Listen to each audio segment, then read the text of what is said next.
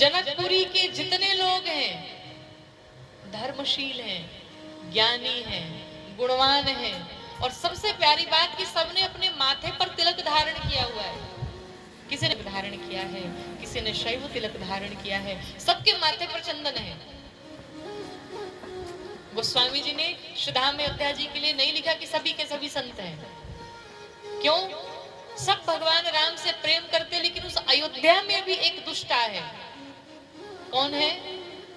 नाम मंथरा मंदमती चेरी कई कई के। मंथरा है जो भगवान से प्रेम नहीं करती, इसलिए अयोध्या के लिए भी नहीं लिखा गोस्वामी जी ने कि सभी के सभी संत हैं। लंका के लिए नहीं लिखा, वहां सभी दुष्ट है लेकिन एक संत है। लेकिन मिथिला में सबके सब संत हैं। पूर्ण नर नारी सुभग सुचि संता। मिथिलावासी ऐसे अद्भुत है महाराज। सबने अपने माथे पर तिलक धारण किया है, सबके माथे पर तिलक शोभायमान है। और आज हमारे समाज की ये स्थिति है कि लोग तिलक लगाने में शर्म करते हैं। शर्म आती है लोगों को। गलत कार्य करने में शर्म नहीं आती है। मीट मांस खाने में, पार्टी देने में शर्म नहीं आती महाराज, लेकिन तिलक लगाने में जरूर शर्म आती है। कंठी माला पहनने में बड़ी शर्म आती है। पर गलत लोगों की संगत करते हुए, शराबियों की संगत करते हुए बड़ी बड़ी सोसाइटी में शर्म नहीं आती है। कितनी अजीब बात है। और बात करते हैं कि हम अपने देश को हिंदू राष्ट्र बनाएंगे, हम सनातनी हैं, हम हिंदू हैं। आजकल फेसबुक, इंस्टा पे जितना लोग दिखावा कर लें, बस 4 शब्द लिख लिए, हम सनातनी है, हो गया काम, हम सनातनी बन गए। अरे सनातन कहने से सनातनी नहीं बनोगे, उसके लिए कार्य भी करना पड़ता है। कभी देश के लिए कुछ किया क्या? कभी सोचा क्या देश के बारे में? राम भक्त वही है जो राष्ट्र भक्त है, और जिसके हृदय में राष्ट्र भक्ति नहीं, जिसके हृदय में देश के प्रति भक्ति नहीं है, वो राम भक्त कभी नहीं हो सकता। बाकी तो आज दिखावे का जो समय है, बस दिखावा ही चल रहा है। फेसबुक पे बस भगवा पहन लिया, थोड़े झंडे ले लिए, जय श्री राम का नारा लगा, हो गए सनातनी, हो गया हमारा काम। ऐसा नहीं, हृदय से कार्य करिए, हृदय से सनातनी बनिए। अन्य लोग अपने अपने धर्म के प्रति कितने निष्ठावान हैं, लेकिन कितने दुखद बात है कि हम हिंदू ही अपने धर्म को नहीं मानते। हम हिंदू ही तिलक लगाने में शर्म करते, हम हिंदू ही कलावा बांधने में शर्म करते, हम हिंदू ही कंठी पहनने में शर्म करते। कहां से हमारा देश आगे बढ़ेगा? धीरे धीरे वो संस्कार, वो संस्कृति सब विलुप्त होता जा रहा है। और जहां की अगर सभ्यता को समाप्त करनी है, पहले वहां के संस्कारों को समाप्त कर दो। जब संस्कार समाप्त हो जाएगा, सब अपने आप समाप्त हो जाएगा। ग्रंथ ही नहीं किसी को पता है, बच्चे जानते ही नहीं कि रामायण क्या है, श्रीमद् भागवत महापुराण क्या है, गीता क्या है, बच्चों को पता ही नहीं, क्योंकि बच्चे तो आजकल मॉडर्न बनने में लगे। बच्चों को पता ही नहीं कि राम कौन है, बच्चों को पता ही नहीं कृष्ण कौन है, राम जी ने क्या किया, किसी को कुछ नहीं पता है, और माँ बाप भी नहीं बताते। छोड़ो, ये तो बड़ा अजीब हो जाएगा अगर हम अपने ग्रंथ के बारे में जान जाएंगे तो। और विदेशी हमारे इसी वेद को लेकर के तमाम बड़े बड़े रिसर्च कर करके, और बड़ी बड़ी विदेशी कंपनियां कितनी आगे हैं, विदेश आज कितना आगे है, और हम अपने ही ग्रंथों को त्याग करके पीछे चले जा रहे हैं और उनकी सभ्यता को, उनकी संस्कृति को अपनाते जा रहे हैं। आगे बढ़े, पढ़े लिखे, मॉडर्न बने, हर चीज की नॉलेज होनी चाहिए, लेकिन अपने सनातन संस्कृति को भूल करके, अपने संस्कारों को भूल करके हम आगे बढ़े, ये कहां तक उचित होगा? ये कदापि उचित नहीं है। अपने माथे पर तिलक, और कई बार लोग प्रश्न करते हैं, कई बार लोग ऐसा भी कहते हैं, महाराज तिलक लगाने से हम भक्त हो जाएंगे क्या? कई बार लोगों के ऐसे प्रश्न भी आते हैं कि क्या दिखावा जरूरी है? तिलक क्यों लगाएं? हमारे हृदय में भक्ति है तो हमें दिखाने की क्या जरूरत है? चलो इसका भी उत्तर सुनो।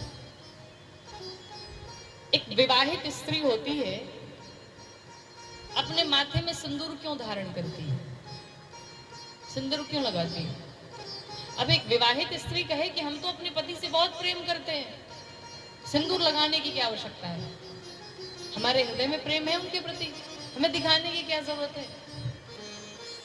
लेकिन वो लगाती है, वो इसलिए लगाती है कि उसके माथे का सिंदूर ये प्रतीक है कि उसका पति उसके साथ में है, और जिसका पति नहीं होता वैधव्य वो होता है, उसे विधवा कहते हैं, वो नहीं लगा सकती।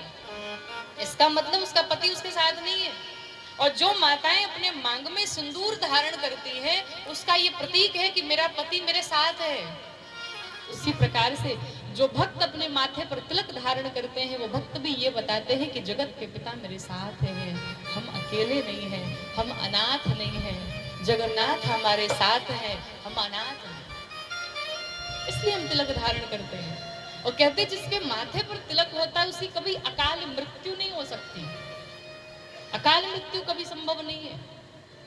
और जो ये माथे पर तिलक देखते हैं ना, जिस प्रकार एक पति अपनी पत्नी को देख करके, मांग में सिंदूर देख करके प्रसन्न होता है, उसी प्रकार मेरे रघुनाथ जी अपने भक्त के माथे पर अपना तिलक देख करके उतना ही प्रसन्न होते हैं। जब आप तिलक लगा के निकलते, लोग यही कहते हैं ना कि बड़ा भक्त बन रहा है, बड़ा पुजारी बन रहा है। तो ये तो अच्छी बात है ना, लोग आपको भगवान से जोड़ रहे हैं, इसमें खुश क्यों नहीं होते कि लोग हमें भक्त कह रहे हैं? इसमें इंसल्ट किस बात की होती है, किस बात की चिंता है? आप गर्व से कहिए ना कि हाँ मैं भक्त हूँ भगवान का। तुम सुरपड़खा के खानदान के हो तो बने रहो, हमें क्या प्रॉब्लम है भाई? हम राम वाले हैं तो राम वाले रहेंगे, सदैव रहेंगे। क्यों शर्म आती है? अपने माथे पर तिलक धारण करें, अपने हाथ में कलावा बांधे, भगवान को प्रणाम करके चले, भगवान पर विश्वास करके चले। जीवन में आपका कोई बाल बांका नहीं कर सकता है। उसी प्रकार ये मिथिला वासी भी हैं, सबने अपने माथे पर तिलक धारण किया हुआ है। भगवान राम देख करके प्रसन्न हो गए, अद्भुत है मिथिला वासी। सभी के सभी संत हैं। जनक जी आए अपने दूतों के संग में।